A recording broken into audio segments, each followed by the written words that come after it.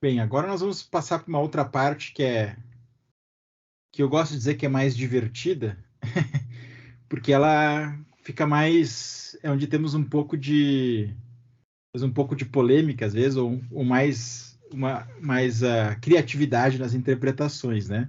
Ou que exigem, são mais difíceis de nós interpretarmos, né? Essa parte aqui da visão do trono do céu, ela é mais tranquila, né? O pessoal não tem muito dilema aí para a gente tentar entender. Mas agora, a partir do capítulo 6, nós vamos ter uma série de 3 ciclos de 7, né? Vocês estão vendo? Sim? Beleza. Então, nós temos uma série aí de 3 ciclos de 7, né? Nós temos os 7 selos, as 7 trombetas e as 7 taças. E a pergunta aqui que a gente tem que se fazer, ou que o pessoal, que os estudiosos se fazem, como é que a gente entende esses 3 ciclos de 7, né? Então, a gente tem basicamente 2 formas de olhar para isso, preliminarmente, depois as coisas se multiplicam muito mais, né? Mas a gente tem 2 formas principais de nós olharmos para isso, que é olharmos para esses 3 ciclos de forma cronológica ou de forma temática. Então, vamos olhar primeiro aqui a cronológica, para a gente entender o que o pessoal está pensando, né? Então, se a gente vai ler, se você já leu o livro de Apocalipse, você já tem um pouco dessa noção, mas a gente chega ali, vai lendo o primeiro selo, o segundo selo, né? Quando chega no 7 selo, não acontece muita coisa, né? Então, não acontece quase nada, na verdade, né? Então, o que tem no 7º selo? Então, tem, talvez, as 7 trombetas, né? Então, essa ideia aqui de que as 7 trombetas, elas ou fazem parte do 7º selo, ou elas são liberadas, né? A partir do 7º selo. E da mesma forma, quando a gente chega na 7ª trombeta, também não acontece muita coisa, né? Acontece o quê? Acontece as 7 taças, de certa forma, né? Então, ou elas fazem parte da 7ª trombeta, ou elas são, digamos assim, têm o seu início a partir da 7ª trombeta. Então, essa é uma das ideias aqui que faz pensar assim, olha, nós estamos diante de uma sequência cronológica de 21 eventos, ou de 21 elementos, né? A gente também pode observar que tem um senso de progressão no texto, né? Então, nos 7 selos, por exemplo, os crentes, eles oram, olha, até quando, Senhor, tu vai demorar, né, para fazer justiça aí? E primeiro nos selos ele diz, olha, vocês vão ter que esperar um pouco mais. Ou seja, não vai ser agora, vai ser mais tarde. E aí quando chega nas trombetas, a resposta é diferente. Olha, não vai haver mais demora, né? Então já estamos mais perto do fim. Então sugere essa sequência, né? E quando a gente olha para o tipo de impacto que isso aí tem, a gente vê que então os selos eles trazem uma destruição de 1/4 da esfera que eles atingem, né? As trombetas já afetam um pouco mais, 1/3, e os selos afetam tudo. Então a gente consegue ver essa progressão. Então, se a gente entende que esses elementos formam uma sequência cronológica, ou uma sequência sequencial, para ser meio redundante na palavra, né? Tem basicamente 2 formas de nós organizarmos essa sequência aí, tá? Eu vou falar da primeira, que é a mais comum nos nossos dias de hoje, que tem um nome, talvez seja um nome meio engraçado para você, mas tem o nome de pré-milenismo dispensacionalista. O dispensacionalismo é uma linha de interpretação da Bíblia, e ela é bem mais complexa do que nós estamos vendo aqui agora. Eu não quero entrar nisso, mas essa o resultado final disso aqui é o que eu quero mostrar para vocês, tá? Então, como é que eles veem a sequência da história? A história começa com a criação, obviamente, né, em que Deus cria todas as coisas. tudo certo, tudo bom, tudo muito bonito, e aí o pecado entra no mundo, né? Nós temos então a queda e nós vivemos nesta era. Nós falamos disso um pouco no primeiro dia, né? E aí então, o que Deus vai fazer em relação a isso? Olha, ele escolheu um povo, né, através de Abraão, o povo de Israel, que é formado a partir da descendência de Abraão, que recebe a lei, né, ali no Monte Sinai, e eles então devem viver de forma diferente para reverter os efeitos da queda, para ser uma bênção para as nações e assim por diante. Agora, quem conhece um mínimo, né, da história de Israel sabe que eles se atrapalharam muito, né, e erraram muito e falharam muito.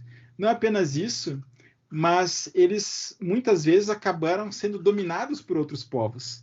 E no tempo de Jesus, eles estavam sendo dominados pelos romanos, né? Então, eles tinham um anseio pela vinda do Messias e do dia do Senhor, né? Um dia em que Deus iria intervir de forma estrondosa, né? E iria expulsar os romanos ou os opressores que fossem, ia renovar todas as coisas, e eles iam viver num tempo de paz, de justiça, sem fim, com um descendente de Davi reinando sobre eles. Só que, quando Jesus veio, e Jesus é essa pessoa, o que os judeus dizem para Jesus? Nós não te queremos, né? Na verdade, os judeus mandam matar Jesus, certo? Então, eles rejeitam a oferta do reino, e aí então Deus vai para o plano B, digamos assim, né? Ele começa a agir com as pessoas que aceitam Jesus e que formam a igreja. E dentro dessa história aqui, então, há uma distinção bem clara entre o que é Israel e o que é a igreja. Né? São vistos como dois grupos bem diferentes. Até eu coloquei aqui, né? A gente às vezes ouve, talvez você até já tenha falado, né? A era da lei e a era da graça, né? Porque Israel seria salvo, então, por observar a lei, e a igreja é salvo pela graça de Deus mediante a fé, é algo diferente. Então, agora Deus está com foco na igreja, que é quem aceitou o seu Messias, certo?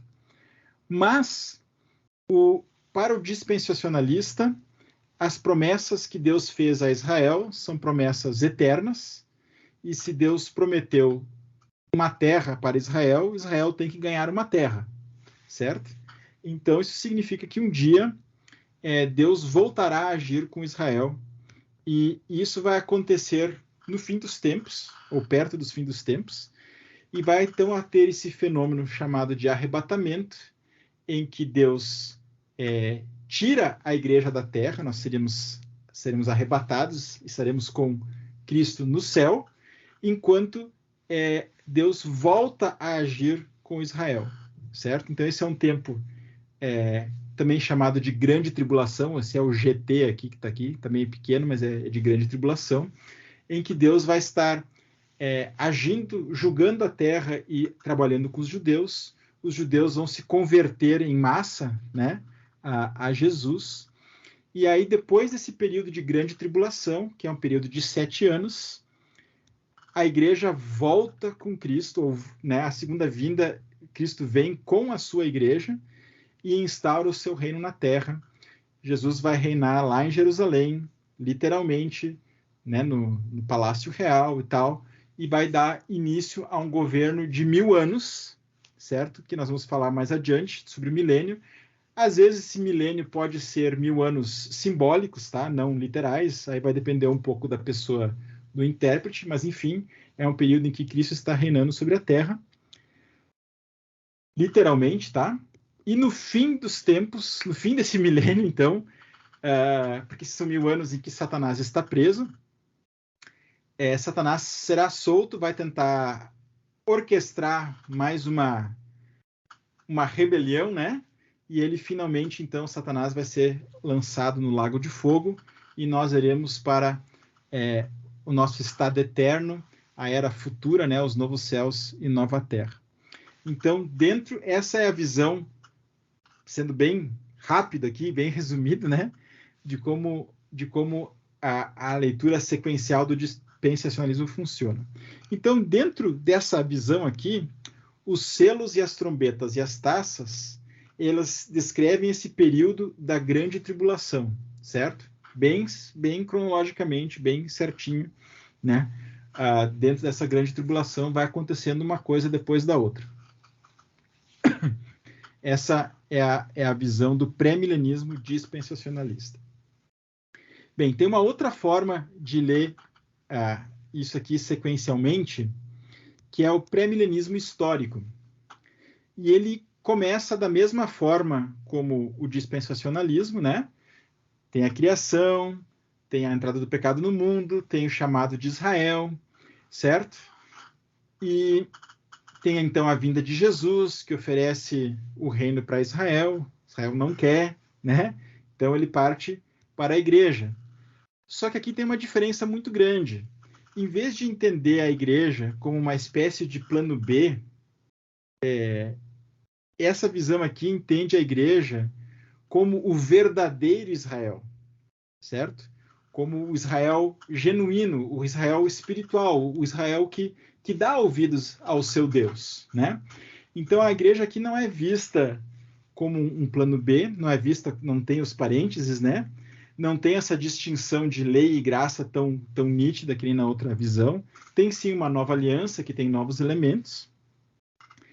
Então, como a igreja é o cumprimento das esperanças de Israel, né, ou das expectativas de Israel, Deus não tem que tirar a igreja para voltar a trabalhar com Israel, certo? Então, aqui nessa visão não tem arrebatamento. Terá, sim, perto da volta de Jesus, um tempo mais intenso de sofrimento e perseguição da igreja, conhecido como Grande Tribulação, que pode ser 7 anos e meio ou não, né? O pessoal aqui já é menos...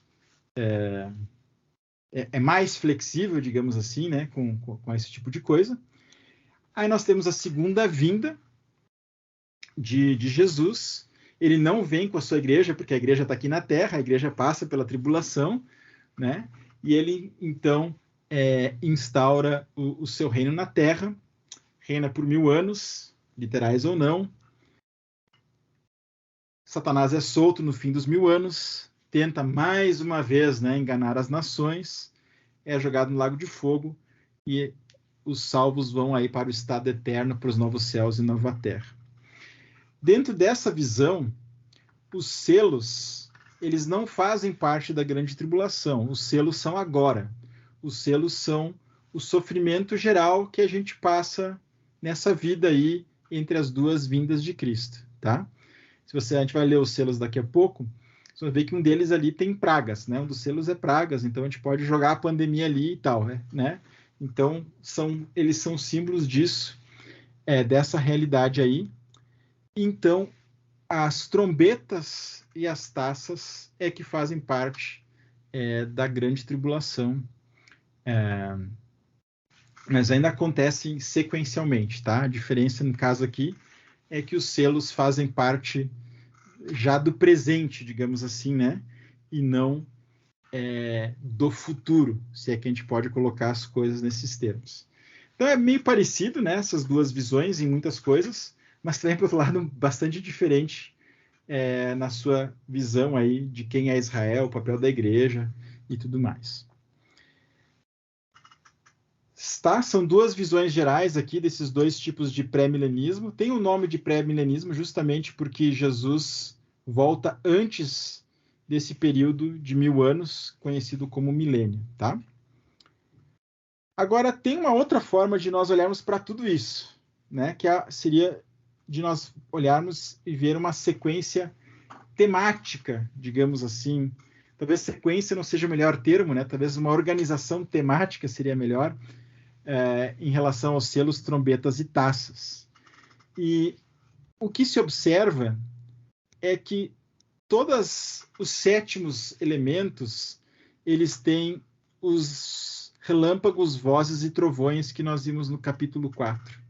Né? Todos eles têm uma descrição quase igual.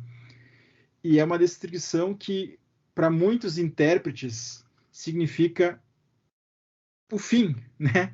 Ou significa a volta de Jesus, porque os raios e trovões estão ali manifestando a presença de Deus, ou a glória de Deus. E aqui, então, finalmente, nós temos a glória de Deus na Terra, né? Então, se todos eles significam o fim, como é que a gente vai organizar isso aí, né? Então, a gente começa a pensar um pouco dessa forma. Uma outra coisa que o pessoal observa, e a gente vai ver isso à medida que a gente for lendo, é que os primeiros 4 elementos de cada série, eles são muito parecidos entre si, né? Então, se você olhar os 4 selos, os primeiros 4 selos, eles dão origem aos 4 cavaleiros do Apocalipse. O quinto e o sexto não tem cavalo, eles já têm uma outra estrutura. Então, todos eles são organizados assim. Tem elementos de 1 a 4, tem um certo paralelismo. O quinto e o sexto têm um certo paralelismo, e o sétimo também. Então, parece que nós estamos diante de uma estrutura talvez mais literária, né, do que uma estrutura cronológica, né? E, além disso, entre o sexto e o sétimo elemento, nós temos a presença de um interlúdio, né, de um devaneio. Parece que fala de outra coisa, às vezes, né? É até um negócio meio, às vezes até parece um pouco estranho. Então, nessa perspectiva, selos, trombetas e taças não são uma sequência, mas são descrições paralelas da mesma realidade. Então, essa forma de entender o texto entende que os selos, por exemplo, contam a história entre as 2 vindas de Cristo da perspectiva da igreja que está sendo perseguida ou está sofrendo retaliação, sofrendo algum tipo de hostilidade. Já as trombetas têm a ver com o mesmo período, né, entre as 2 vindas de Cristo, mas é a perspectiva do mundo sendo julgado, né? O mundo sofrendo o juízo de Deus. E aí, as 7 taças, de novo, estão dentro do mesmo período histórico, vamos dizer assim, mas da perspectiva do céu, fazendo justiça quando as pessoas não ouvem o chamado de Deus ao arrependimento. Então, é uma outra forma de nós organizarmos esse conteúdo, né? E quando a gente começa a organizar o conteúdo dessa forma, a gente tem um outro resultado no final, que a gente chama de amilenismo. E o amilenismo, ele começa da mesma forma como as demais visões, né? Deus criou todas as coisas, o pecado entra no mundo, Deus escolhe Israel para ser o seu agente no mundo, né? Israel não dá certo, então Deus intervém, Jesus vem na sua primeira vinda, e quando ele vem, ele oferece o reino para a igreja, e a igreja aqui, que nem na segunda visão que nós vimos, a igreja é vista como o verdadeiro Israel, o Israel espiritual, se você preferir, né? Então, dentro dessa visão, qualquer promessa que foi feita para Israel, ela se cumpre na igreja. E se a gente for mais cri-cri, mas Israel tem que ter terra. Beleza, Israel pode ter terra nos novos céus e na nova terra. Ele não precisa ter um milênio. Por isso que essa aqui é o amilenismo, porque vocês estão vendo aqui que não tem um milênio propriamente dito, né? Um período específico para isso. Por quê? Porque no fim dos tempos, Jesus vem, a segunda vinda dele vem lá no final, né? E é nessa ocasião que Satanás tenta se rebelar, um pouco antes disso, e aí ele já é jogado no lago de fogo e deu, né? Fim de história. Então, para o amilenista, na verdade, o milênio é o período entre as 2 vindas de Cristo. Então, não haveria um reino literal de Cristo sobre a terra, porque ele já está reinando a partir da realidade celestial que nós vimos no capítulo 4 e 5. Então, nessa perspectiva, como nós já falamos, selos, trombetas e taças, eles não são uma sequência de 21 eventos, né, um depois do outro, mas eles simbolizam 3 perspectivas diferentes sobre o que está acontecendo entre as duas vindas de Cristo. O que está acontecendo? Bem, a igreja está sofrendo, o mundo está sendo julgado e Deus está fazendo justiça. São essas as três coisas que vêm acontecendo. Queria dar uma paradinha aí para ver se vocês entenderam a minha loucurada aí.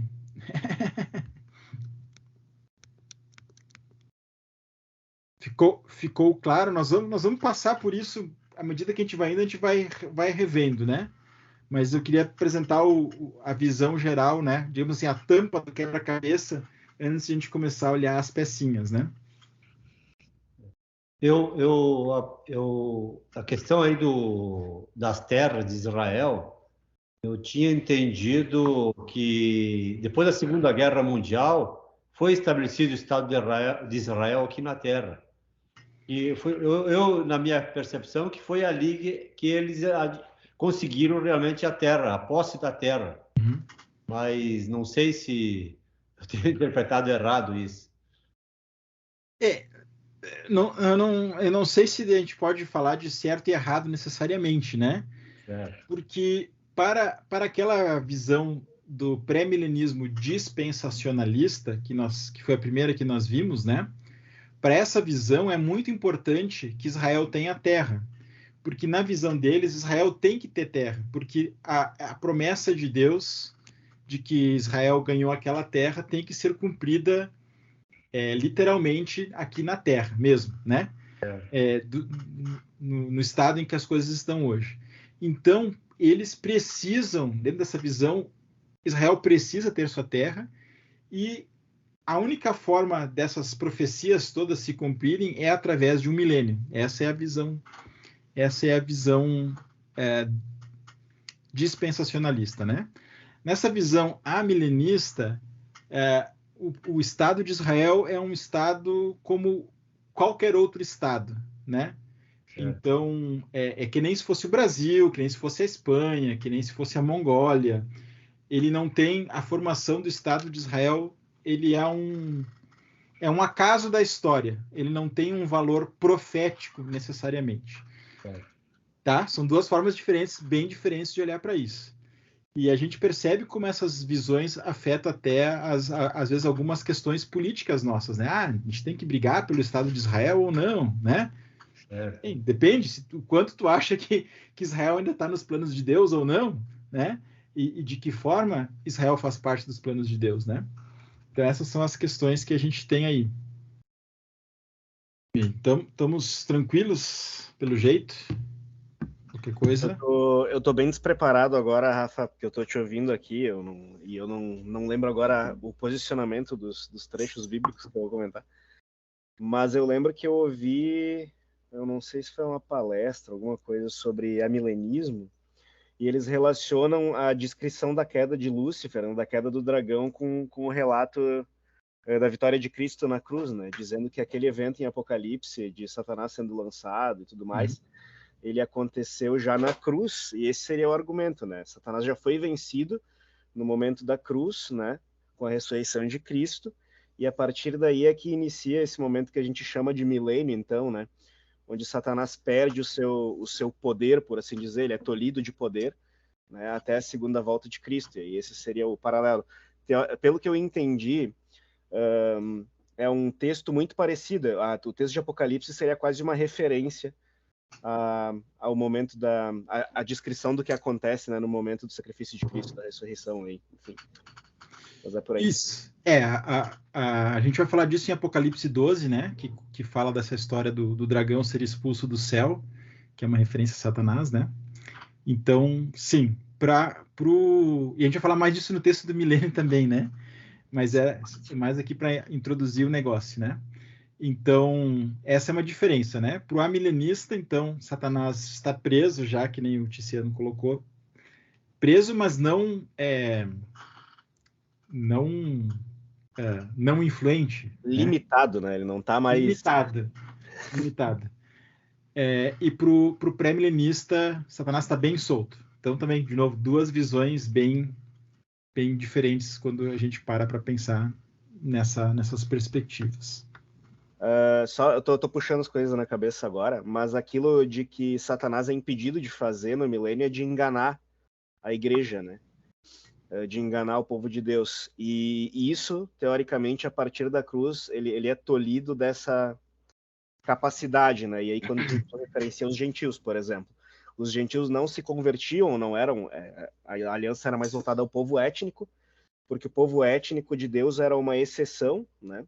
Ao menos num discurso que eu ouvi, porque tem várias versões também. Dentro do milenismo tem algumas escolas, né? Sim.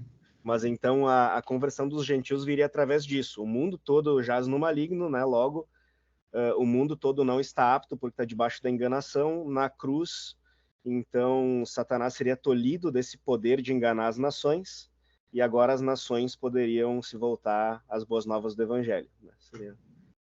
Enfim, eu estou puxando louco agora. Não tô argumentando direito, provavelmente. Mas não, mas é isso aí. A visão do amilenismo é isso aí. Mais ou menos por aí.